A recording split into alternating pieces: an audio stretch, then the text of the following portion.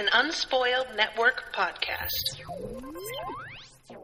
This is Spoil Me, covering deep wizardry, brought to you by Devin. In this episode, another single chapter that lasts 50 pages, The Song of the 12. Man, this was a lot. This went so much more poorly than I expected, even though it wound up working out in the end. I wasn't ready. Welcome to Spoil Me.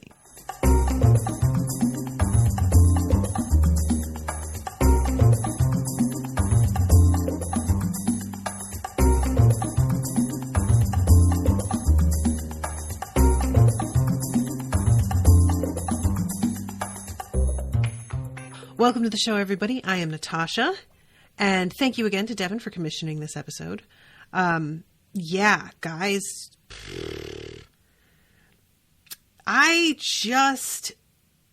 okay. I've been noticing a trend lately with the books that people are commissioning, and that is, I have a anxiety problem. The last episode that I covered was The Novice, and there is a long, drawn-out introduction to the arena where she's going to have like a formal face-off with somebody, and it's so tense and takes so long to get to the actual battle, in a good way. Like, it's really well written, but it just killed me to read. The book that I covered before that was The Dark Lord of Darkholme, in which there is like a bunch of objectives that people have been assigned and nobody is achieving them because everything is going wrong.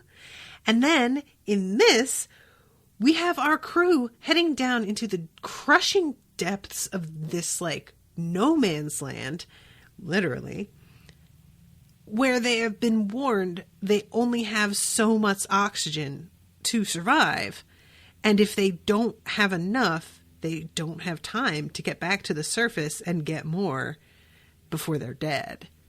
And I can't tell you how much that was on my mind throughout this chapter.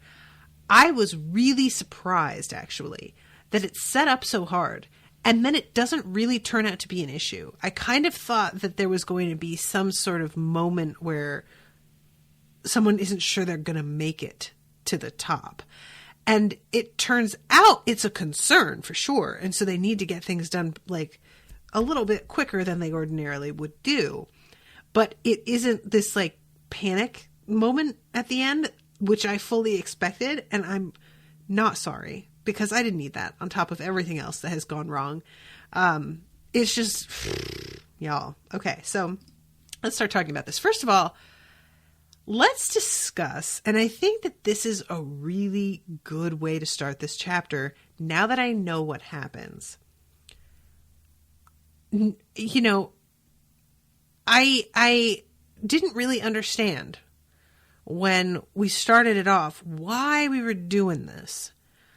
But what it is, and I'm forgetting the name of the whale that winds up losing her temper. The one that's really angry and like tries to attack Nita right away.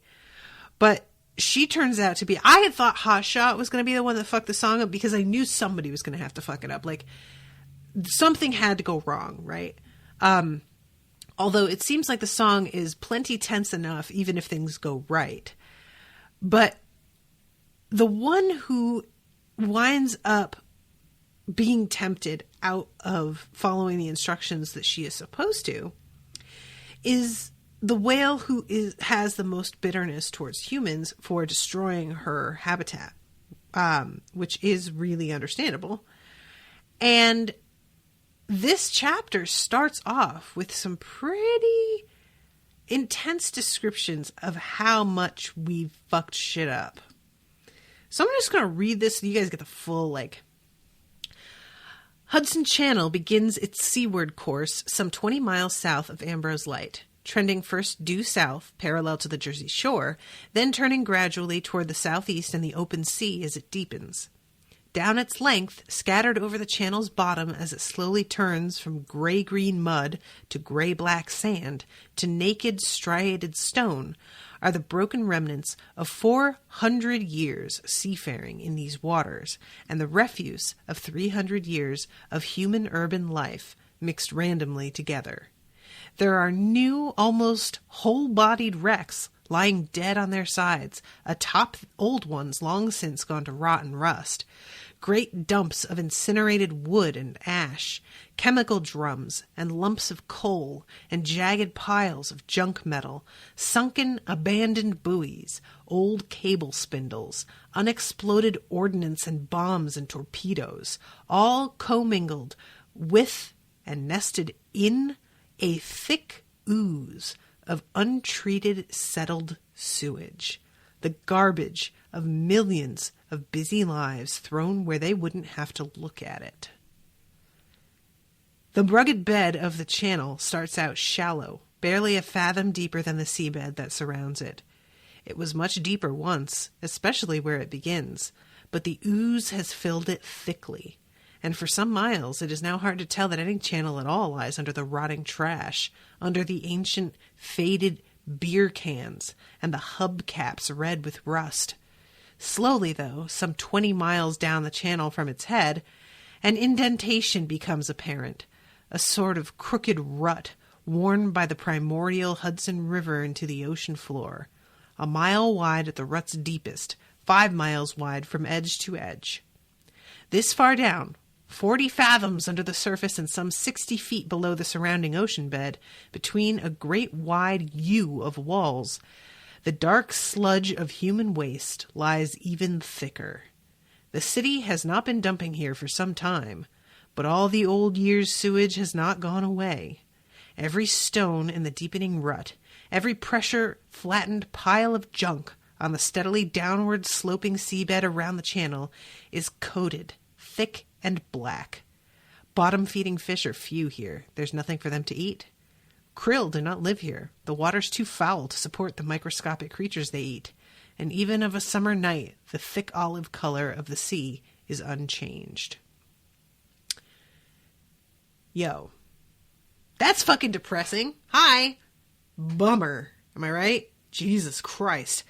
So, again, I'm like, why is she starting off with the sadness?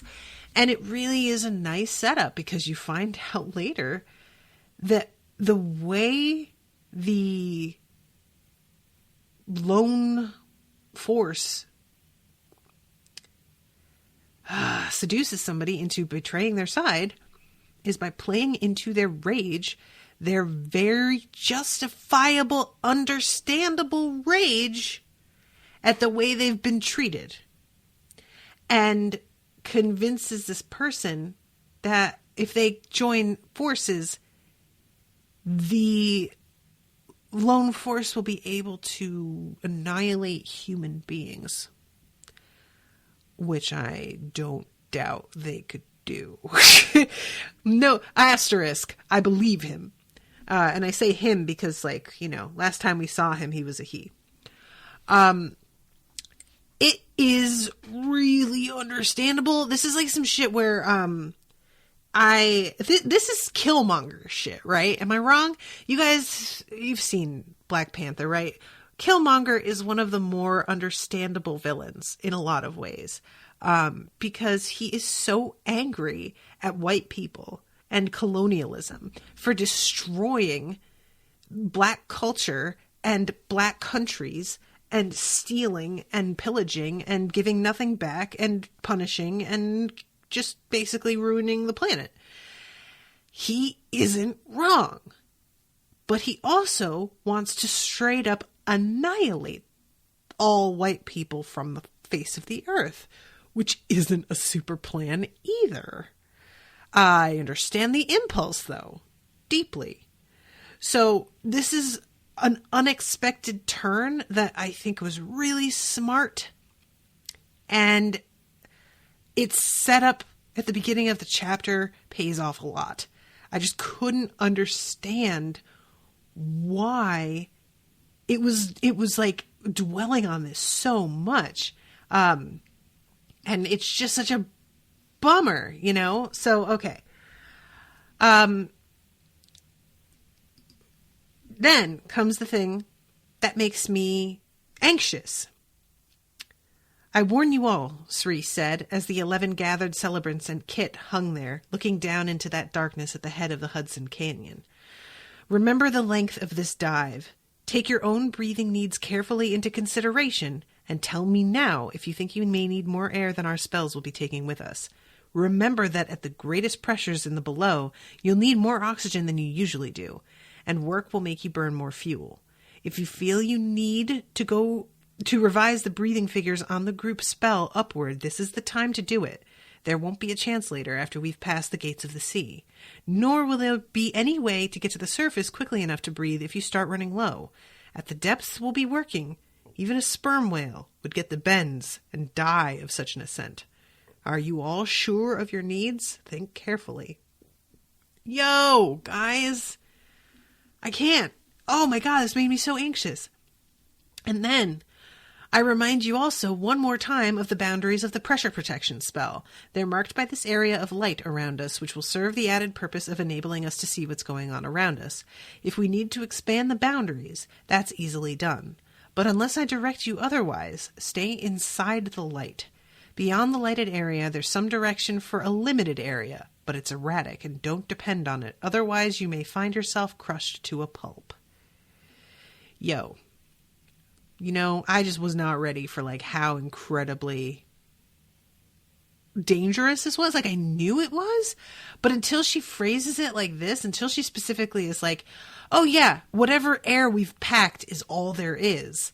It's like they're going into outer space, you know, basically. We have our friends doing all kinds of calculations before they bring their parents to the surface of the fucking moon. But this is still worse. This is still worse. There's something about being in space and knowing, like, you're just going to freeze before you even, like, really choke to death. You'll be frozen. That's mildly reassuring, but being, like, crushed by the pressure of the water, like, that sounds so painful. Oh my God. No, thank you.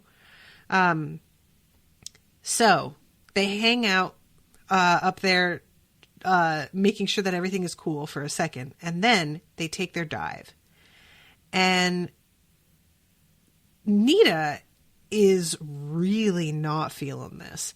Like, it's not that she thinks that they're doing the wrong thing or anything, but the walls that they have to dive between, it's so much more intimidating than she was ready for.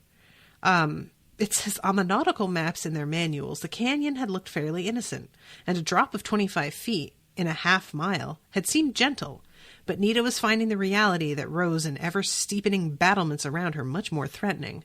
The channel's walls, at their highest, had been about 300 feet high, comparable to the walls she'd seen in the Grand Canyon on vacation, but these walls were already 500 or 600 feet high, growing steadily steeper as the canyon's angle of descent through the shelf increased.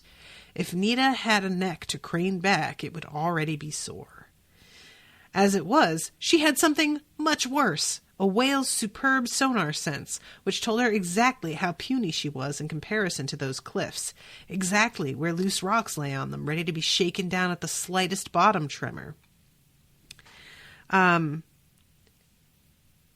No, Nita said softly, it's that this isn't a place where we're supposed to be. Something very large happened here once. That's your specialty. You should be able to feel it. Yeah, I should. There was a brief pause. I seem to have been having trouble with that lately. But you're right, it's there. It's not so much the tallness itself we're feeling, but what it's a symbol of, I think. Nita said nothing for a moment, startled by the idea that Kit had been losing some of his talent at his specialty. There was something that could mean, some warning sign. She couldn't think what. Girl, you couldn't think what? When I tell you, I was about ready for Kit to die. I was like, so Nita's like agreed to die. But what if it turns out that Kit's whale sark is going to kill him and he decides to just sacrifice himself because he's about to die anyway? Because, you know, he's like lost, and realizes that he's losing himself. I can't tell you, but if it wasn't bad enough to have all of these warnings about the amount of oxygen being brought down with them, then to have this on top of it all and worrying about Kit's mental state and whether or not his magic is like as available to him as it would normally be because of this whale sark, that just made it so much worse, y'all. I just, good God. And the fact that fucking Nita can't seem to remember what the problem is. Girl, it has not been that long. This whale sark is dangerous shit, and you need to remember what is on the line here. But maybe it's better she didn't remember because it wound up working out, and she might not have agreed to go down there if she remembered what this could mean. So she says that could go right back to the first song of the 12. No wonder no one travels down through the gates of the sea except when they're about to do the song. Part of the sorcery is buried in the stone. If anyone should trouble it, wake it up. Like we're doing, Nita said, and fell silent. They swam on. So they get so deep that it's basically dark, no matter what time of day it is. There's just no way that light reaches down here. The walls around them are so enormous that there's no light coming in anyway. And let's see, it was about this time that Nita felt on her skin what sounded at first like one of the blues' deeper notes, and stared ahead of her, wondering partly what he was saying. Then she wondered why he was curving his body upward in such surprise. But the note grew and grew and grew louder still, and though they were now nearly a mile from the walls on either side, to her shock and horror, Nita heard the walls begin to resonate to that note. So, there's a fucking earthquake. A seaquake, pardon. And this shit was so unexpected. I should have seen it coming, because of course this motherfucker is going to try and make everything as difficult for them as he can. Why wouldn't he, But I just wasn't thinking I wasn't using all of my imagination. And so the idea of a quake, when they're that deep, basically letting loose a rock slide that could threaten to like completely overcome everybody, is diabolical. Really, really terrible good idea. And this huge stone comes down about to hit Arianye. That's her name, Arianye. Arianye is the one who fucks shit up later. And you're kind of hoping that because Nita saved her life here, that Arianye would be like, cool. That she would resist because she's realizing that, like, not all human beings are garbage. But no, that's not how it works. Hashtag not all humans. It's not how it works. They have been trash, whether or not this one specific person is trash. Humans mostly are trash, and she is threatened, and her entire way of life and all of her people are threatened because of the way humans choose to live with no care at all for any beings other than themselves. And it doesn't make a difference in the end. And I kind of respect that, like I respect that that's how it's written, because that feels true. One person being kind to you does not make up for like fucking millennia of abuse. Not that it's millennia really, but it's just a long time. So Nita uses her damn power in a moment that got me so worried she was going to use up too much oxygen. And she puts out a shield around Arianye, and it just about keeps her from getting crushed, but like she's still trapped. It's not, it keeps it from hitting her with the force that it might otherwise have done. But Kit still has to jump in and push Arianye out of the way, and by doing so puts himself in the way. And Nita herself is not quite ready for like the force that the stone is going to hit her with. This rock slide, and she has to add a lot of magic into her spell as it's being hit, as she realizes that she can't quite keep up. The spell was breaking up, tearing like a rotten net filled with weights. Ooh, that is some imagery. It was like hanging onto a rope in a tug of war and losing and not letting go, digging in, muscles popping out all over, aching, straining, blood pounding, and not letting go. The spell firmed a little. The shelf, settling slowly down and down onto Ariadne, forcing her closer and closer to the bottom, seemed to hesitate. So this is when Kit comes in and rams her in the side and gets her out of the way. And the next thing Nita felt was the shock of a spell being broken by forces too great for it to handle, as the rock shelf came crushing down on it, smashing it flat against something both soft and hard. And of course she thinks something happened to Kit, but it turns out that he's okay, and he comes up out of this sand fog, and he is there with Ariadne. And Master Shark finning slowly down canyon not too far from her, favoring her as he went with a look that was prolonged and indecipherable. I'm wondering what he is thinking there exactly. Was he surprised that she saved Ariadne? Like, she knows what's at stake here. There seems to be a life between us, Nit, the sperm whale said. The mixture of surprise and anger in Ariadne's voice made Nita uncomfortable. Oh, no, she said rather weakly. Kit did it. Oh, dead fish, Kit said. You held it for a good 10 seconds after we were out from under. You would have managed even if I hadn't helped. Silent Lord, Ariadne said, still stiffly formal, but with an uncertain note in her voice. I thank you. I had hardly given you cause for such an act. You took the oath, didn't you? You're with me, and you're welcome.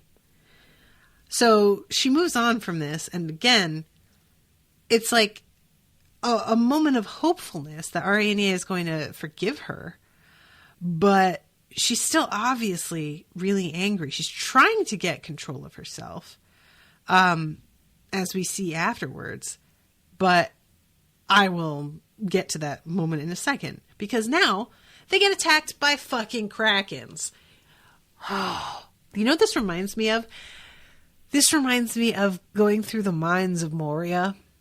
And, it's like bad enough already because there's a snowstorm outside and we're stranded and we don't know. But then we get inside and there's fucking like goblins and orcs. And then they're fucking firing arrows and shit. And then there's the Balrog. And there's not time to catch your breath and rest. Everything is terrible always. So they get attacked by krakens.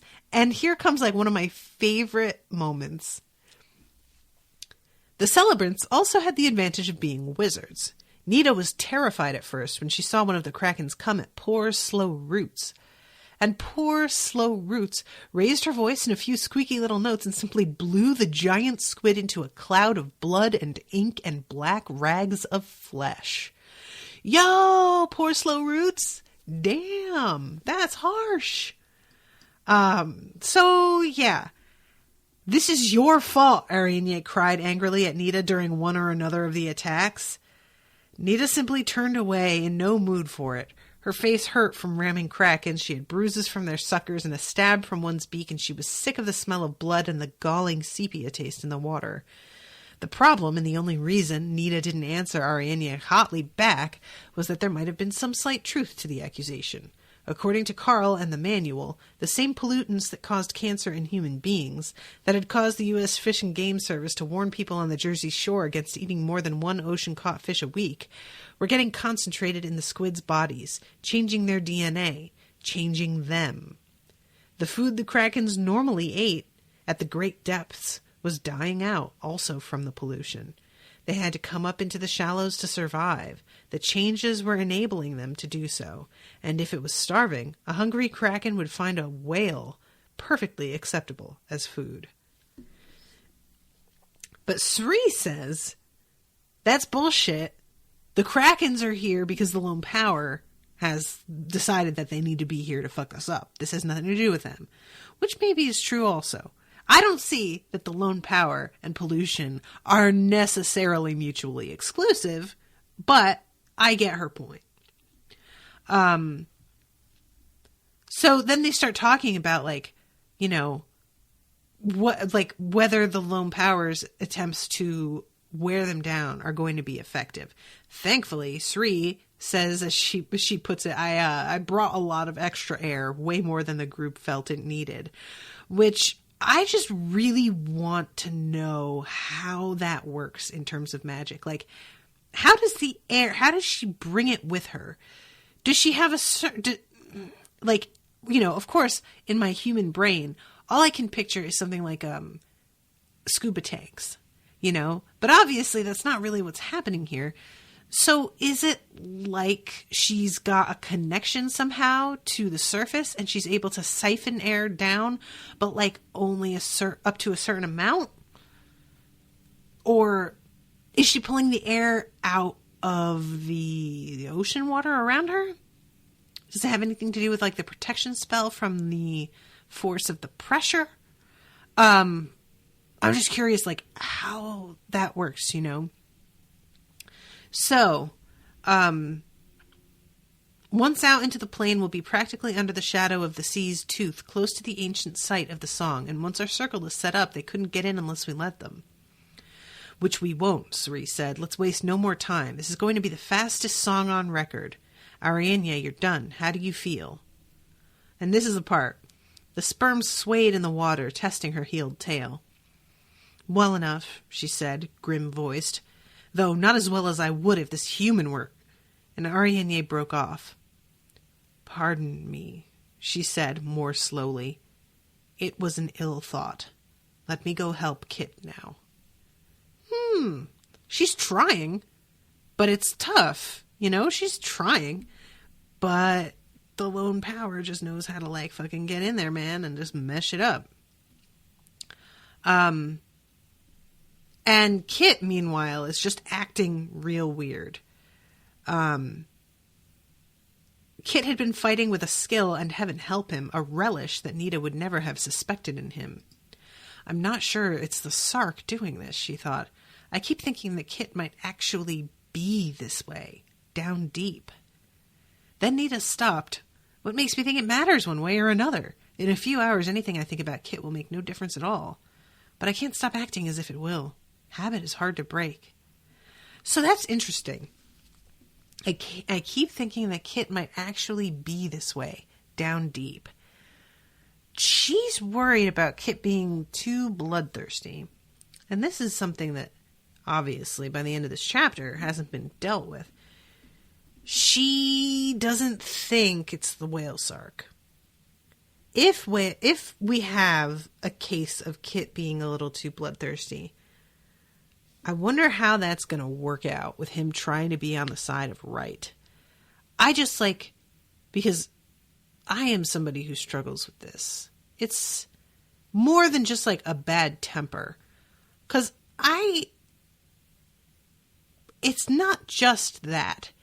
It's a real desire to see my enemies be hurt. And I can't help but identify with Kit in this way. That, like, maybe if I got in a fight, I would enjoy it a little too much. And we don't need to have that. I don't need to know if that's, like, something that's in me, you know? But he is finding out. And we don't necessarily, like, want to know that about ourselves, right? Like, that's just some information that we find out about ourselves in the worst of times, you know? And it's often not welcome news. So, and Nita is fighting, but she's not, like, enjoying herself. She's toughing it out and doing what she needs to do, but she's not having fun, and she's tired. And, you know, some of that, of course, is just that she's a different kind of whale, and she's not as vicious as, like, Kit's whale is supposed to be, and as strong and as huge. But there's also a personality thing there. So I'm very curious, like, how that's going to start to play out. I feel like that has to develop a little bit more. Especially if you enjoy fighting and you find out that you're, like, good at it. If you're skillful at it. That's tough. You need to find a way to focus that energy, right? Oh, I'm sorry. There's, like, so many comments from Sea Star. Sorry, I'm not going to read all of this because it's quite a lot. But she's talking about the continental plates. Apollone could not have been buried under plates drawing together. The Atlantic Ocean has been widening ever since it started forming. That's interesting. Continuously move away from each other. The lava rising between them forms new seabed along the giant mountain chain. Okay. That's where we find hydrothermal vents like the ones described in this chapter. I don't know of any hydrothermal vents so close to the coast, but they can form and vanish rapidly. The lone power has many ways of cheating. That seems fair. And then these mutated krakens are a bit different from real giant squid. Real squid don't have a long porous backbone like cuttlefish. They only have a long flat internal rod of chitin, which feels more like plastic. They have 8 arms and 2 tentacles, not a score of either. In the new Millennium edition of the series, the Jersey Shore bit has changed to something more generalized. Governments warning people against eating too many ocean-caught fish. That was a good move for long-term accuracy. Chitin. Okay, cool. Yeah, I was thinking that actually, that like the one fish a week, I was like, that's very specific, and I wonder if that still applies. So it makes sense that they updated that. Okay, so they have to keep fighting, and finally they like get through and manage to find themselves where they need to be. And this like darkness as well, in combination with the strangeness of the creatures around them, is really getting to Nita. Apparently not getting to Kit. Nothing can be this deep, he's saying in an unnerved whisper. This is Vicky who's saying this. How much farther down can we go? All the way, said another voice from Nita's other side. She turned, not recognizing it, and then knew the speaker very well, and was sick inside. Kit hung there, with a fey, frightening look in his eye, a total lack of fear. Nita swallowed once. Sperm whales took the great dives better than any other whale, coming down this far on purpose to hunt the giant squid. But their boldness also got them in trouble. Numerous sperm whale skeletons had been found at these depths by exploring bathyscaphes. Help me out here, Seastar. The whales' tails or bodies hopelessly tangled in undersea telephone or telegraph cables. Which is banana pants that undersea telephone or telegraph cables go that deep. But there it is. We're a long way up yet, Kit said, with that cool cast to his voice that better suited Arienne than it did him. Barely 6,000 feet down. We'll have to go down to 16,000 feet at least before we see the sea's tooth. And he swam off toward the boundaries of the light. This isn't the Kit I want to say goodbye to. So, this is where she starts passing through this like darkness and then these strange creatures. Most everything seemed to be either transparent as a ghost or brilliantly luminous. Long-bodied, lantern-eyed sharks swam curiously about Nita, paid brief homage to their master, and moved on. Anglerfish, with their luminous baits hanging on fish lines in front of their mouths, came up to stare Nita right in the eye and then swam dourly away, disappointed that she was too big to eat. Long, many-segmented bottom worms and vampire squid, sporting dots or stripes of pink or yellow or blue-white light, inched or squirted along the bottom about their affairs, paying no attention to the celebrants sailing overhead in their nimbus of wizard light. Rays fluttered, using fleshy wings to rearrange the sand in which they lay buried. Tripod fish crutch-walked around the bottom like peg-legged pirates on their long, stiff fins. And all the circling in the black water, all the phosphorescent shapes crawling on the bottom or undulating above it, were doing one of two things, either looking for food or eating it in the form of one another. Nita knew there was no other way for these creatures to live in this deadly cold, but by the minimum expenditure of energy for the maximum return, hence all the baits, traps, hiding. But that didn't affect the dull horror of the scene. The endless crushing dark, the ear-blinding silence, and the pale chilly lights weaving through the space-black water as the creatures of the great depths sought and caught and ate one another with desperate, mindless diligence.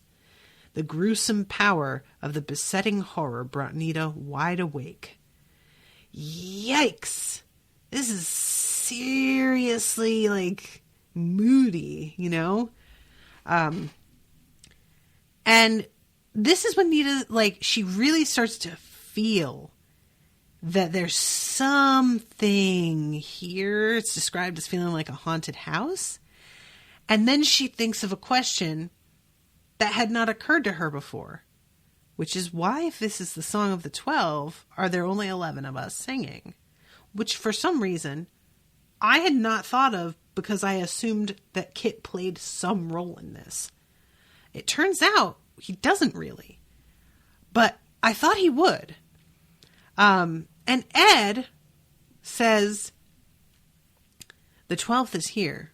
As the song says, the lone power lies bound here in the depths below the depths, and it will sing its part, as it always has. It cannot help it.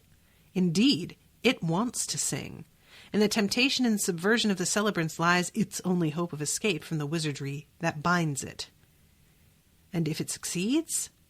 Apollone, Ed said, Atlantis all over again. Or worse. Worse. So, they get to the bottom, and she sees all of this dark stuff that she's like, what is this? It turns out to be lava rock. That's all piled up because it's, you know, coming up through the fissure and, like, cooling immediately. So it makes all of the water a lot warmer, which I'm sure is lovely. And it's called pillow lava, which I think sounds also very lovely. And they get to a rounded wall that's a mile and a half wide at the base, rising out of the piled black stone and spearing up, and up, so that fragments of the echo kept coming back to Nita for second after second. She backfinned to hold still until all the echoes could come back to her, and in Nita's mind the picture of the massive, fluted, narrowing pillar of stone got taller and taller until she actually had to sing a soft note or two to deafen herself to it.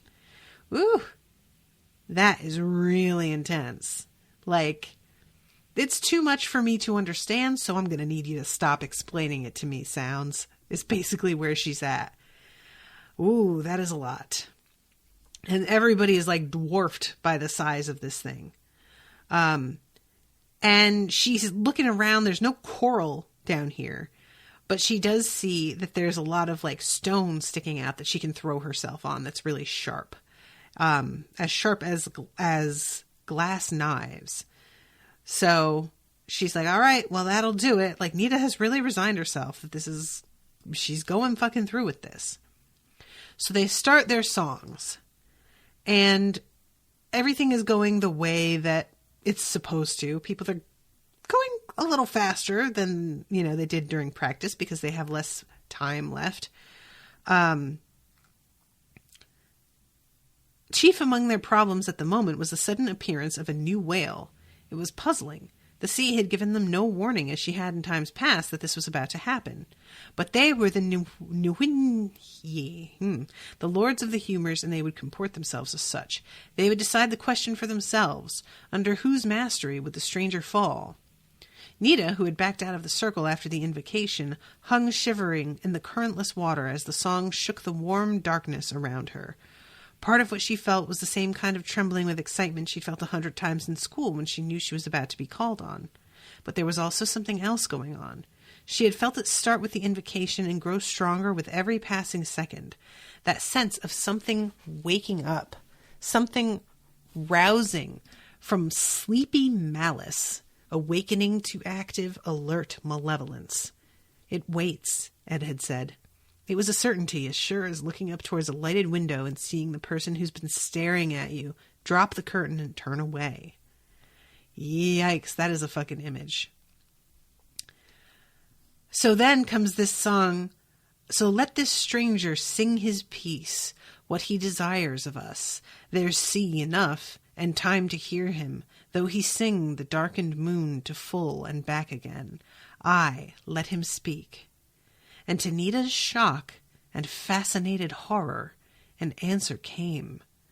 The voice that raised itself in the stillness of the great depths was the sonic equivalent of the thing one sees out of the corner of one's eye, then turns to find gone or imagined. It did not shake the water, it roused no echoes, and Nita was not alone in hearing it. She saw the encircled celebrants look uneasily at one another. On the far side of the circle, Kit's coolness was suddenly broken, and he stared at Nita like someone believing a myth for the first time. The innocent, gentle-spoken, unself-conscious evil in the new voice was terrifying. With powers and dominations need I speak, the ancient lords who hold the sea in sway. I pray thee, lords of the humours, hear me now, last, least, and poorest of the new-made whales, new loosed from out the sea's great silent heart. No lord have I, therefore to ye I come, beseeching low thy counsel and thy rule, for one that's homeless, lawless, mateless, lost. Yikes, y'all. Questions and answers continued until Nita realized that there had been a shift. Rather than the singer asking the stranger what he wanted, the stranger was telling the singer what he knew she wanted and could offer her, if only she would take the unspecified gift he would give her. The insinuating power of that not-quite voice somehow frightened her worse than head-on conflict with a lone power had a couple of months ago. There, the power had been easily seen in its true colors, but here it was hidden, and speaking as matter-of-factly as the voices in the back of one's own mind, whose advice one so often tends to follow without question. Your mastery is hollow, cold song, strict ruled by law. From such bland rule comes no great musics. Singer, follow me. Accept my gift and what it brings, and song shall truly have no master save for you. My gift will teach you lyric that will break the heart that hears it. Every sea-born voice will curse your newfound art and wish that art its own. Take up the gift, O foremost singer. She was trembling nearly as hard as Nita, caught in the force of the temptation. Sri sang her refusal calmly enough, but Nita found herself wondering how much of that refusal was the ritual's and how much Sri's own. So, everybody has to go through this all.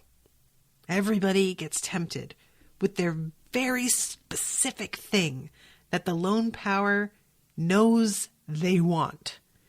Arun's refusal of the prize offered the blue by the stranger, that of power over all the other whales, was more emphatic, though it came in his usual rich, leisurely manner. He sang not as if making ritual responses, but as if he rejected someone who swam in the circle with him and dared him to do something about it. I love that. After that, the unheard voice sounded less certain of itself and also impatient. And I didn't know that this is how this goes, but apparently some people in the ritual itself are meant to succumb. Like, what? That's super... The song passed on to what for the lone power would be more successful ground, the wanderer and the killer and the forager, all of whom would succumb to the stranger's temptations and become the betrayed. Those species of whales and fish to whom death would later come most frequently and most quickly. One by one, Roots and Fang and Hotshot sang with the lone one, were tempted, and in the place of the original masters, fell.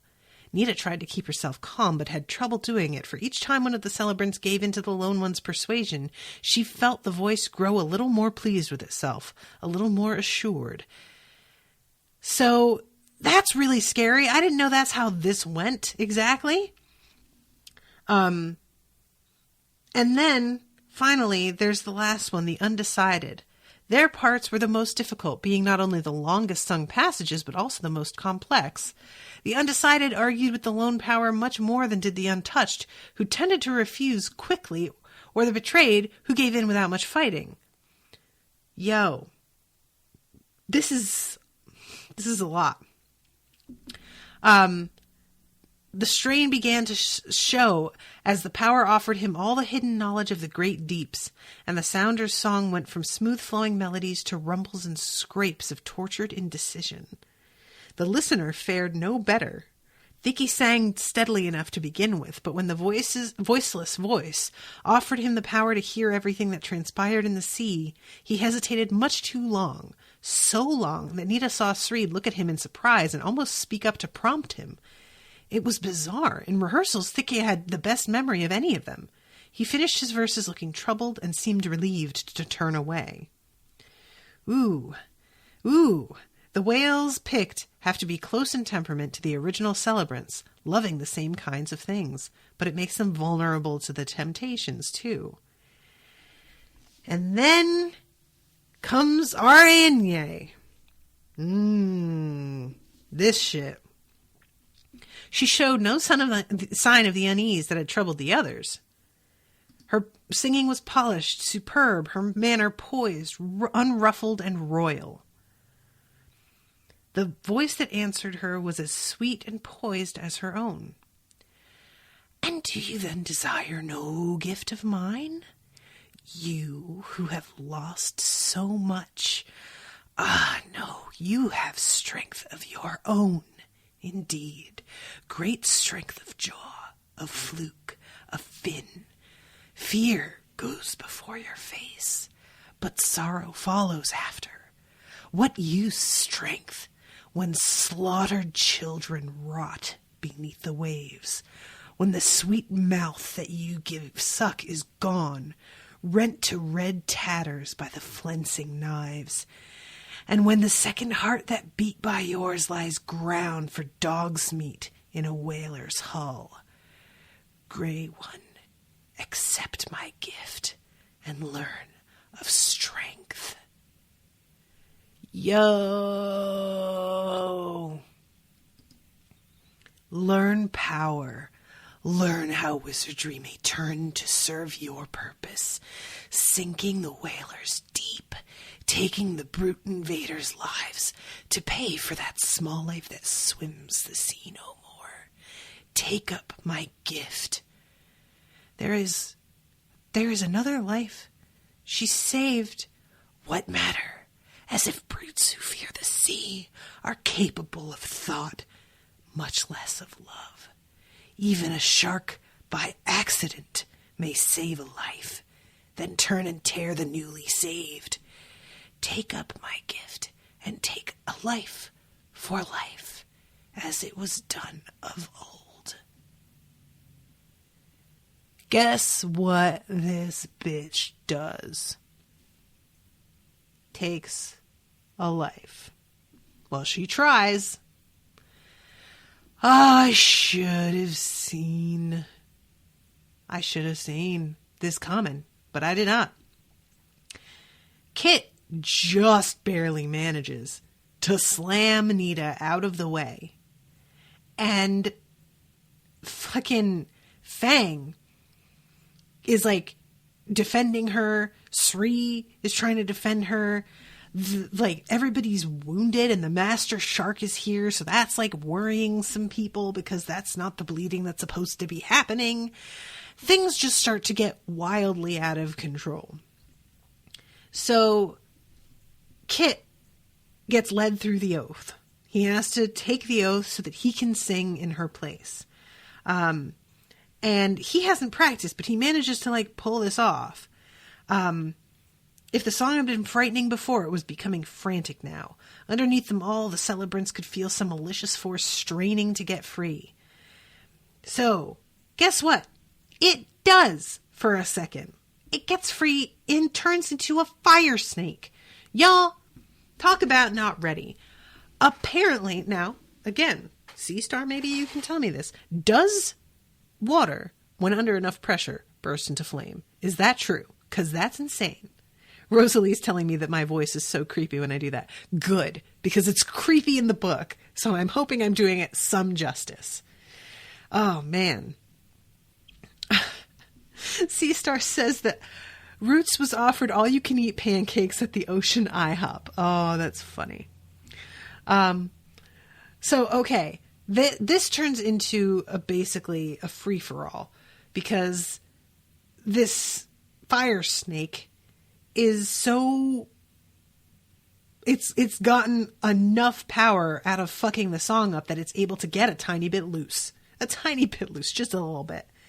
And Nita has to face down and continue to sing her song as Ariadne turns around and comes back with a bunch of other whales, apparently, or no, the Kraken, that have joined its side.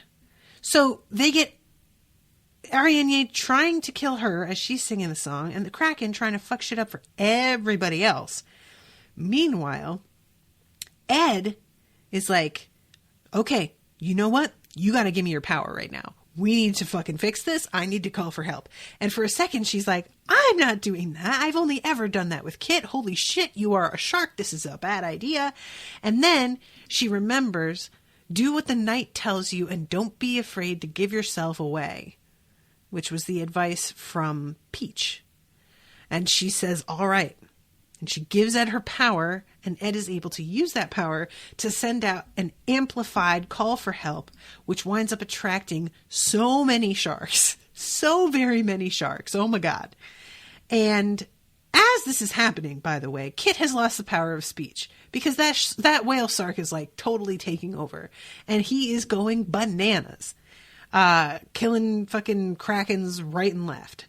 The fucking superheated water, which has now turned into a violet fire, the snake, is the coolest thing.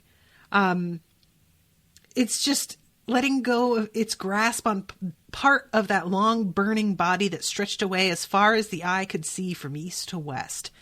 A neck, Nita thought, as the shape reared up taller, towering over the sea bottom. A neck and a head, a huge snake's head, fringed, fanged, long and sleek, with dark burning lava for a hide and eyes the sick black violet of water bursting into flame. What? That's so insane. So the lone power is savoring its moment because it thinks that it is winning. But she goes on and sings her shit. And as she's in the midst of trying to hurl her, so she looks up and sees Kit. And this is what motivates her. He is slamming himself into the serpent. And she realizes that he is going to die. I like this moment. I'm trying to find the exact spot where she decides that she's going to do this eagerly. Not just willingly. She's not just gonna, okay. She's gonna fucking do it seriously. And I'm trying to find the exact moment. Oh yeah, because she starts to head out up to throw herself onto these knife stones, and one of the Krakens grabs her and stops her going. Ah, so infuriating. She was just gonna do it. She was just gonna do it. But when she stopped and she passes her power over, Ed is able to take her place, apparently. Which I didn't know that was allowed. Apparently passing her power over is still sort of her power was the one that made the promise. So her power is still keeping the promise because it's in him, I think is how this works. Because they had said that somebody else taking her place would still make it work, but just not quite as well. But this seems to be as effective, I think. I don't know. So I'm trying to find... Yeah, here it is. I accept your gift, but take my gift of equal worth. I take death with me out of time and make of it a path, a birth. Let the teeth come as they tear me. They tear your ancient hate. For I, so rage, proud power, fail again, and see my blood teach death to die. And the master shark dived straight at the upraised neck of the serpent and bit it. He made no cry as its burning hide blasted his teeth away and seared his mouth instantly black. He made no cry as the lone power, enraged at its wounding, bent down to pluck the annoying little creature from its neck and crush it in its stony jaws. And then the sharks came. So they tear him to shreds. They tear the Krakens to shreds. Shit just goes way, way, way left. So, yeah. They managed to pull this off. And then they get to the surface. Fucking the lone power is just lava. Has been bound again. By the blood of a willing victim, a wizard, no matter that the wizardry was borrowed. And when they get to the surface, Kit is like, "Ooh, man, that whale shark, that really almost started to go out. I almost lost myself." And she's like, "Yeah, I fucking could tell." And they get joined by everybody else. And one of them, which is it Sri? No, it's not. Sri, Kit will be in these waters resting for a couple of days. You know where to find us. She paused, hunting words. And look, please save it, Nita said, as gently as she could. She nudged Kit in the side. He turned shoreward for the long swim home. We'll see you later. So, yeah, I don't know if it's like, please save it that I didn't know I had to die for this. Please save it that your buddy that you chose for this betrayed us and totally caved and almost ruined everything. Or what? But really, please save it's the best thing to say, I think, because what more are you going to say? Like, that's as bad as it's going to get. Am I wrong? So, yeah. They get to shore and her parents are there and wrap both of them up in towels and bring them inside. They eat like piles of food. And she checks the book to see. She says, "I want to read out on all the blank check wizardries done in this area in the last 6 months and what their results were." So, she's even. Paid $7.15.85 by willing substitution. Aw, I was not even a year old. See current events presses for details. Nita put the book back under her pillow and quietly, bitterly started to get caught up on her crying. So damn. Okay. Ed, we hardly knew ye. You were badass. Devin says, "I think the biggest part is that it was a sacrifice freely given. Also, Nita wasn't trying to get out of it, so that didn't taint it." Good point. That's true. That's true. So, guys, I have another one, and I have to go do my reading, so I'm going to have to wrap this sucker up. That was only one chapter, but I still did an hour on it. But damn, what a chapter. So the next episode, I think, is going to be the final episode, Heart Song.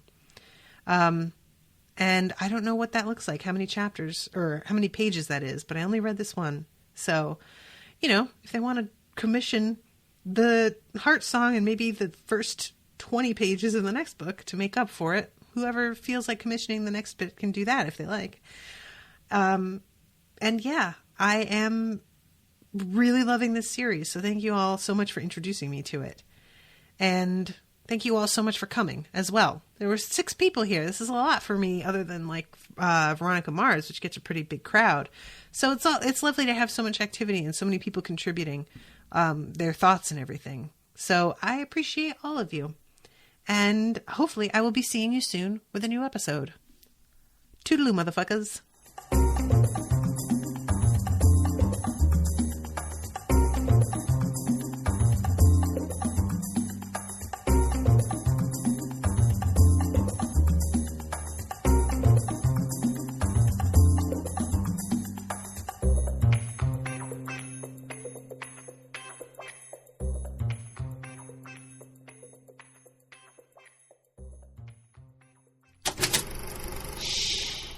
was an Unspoiled Network podcast.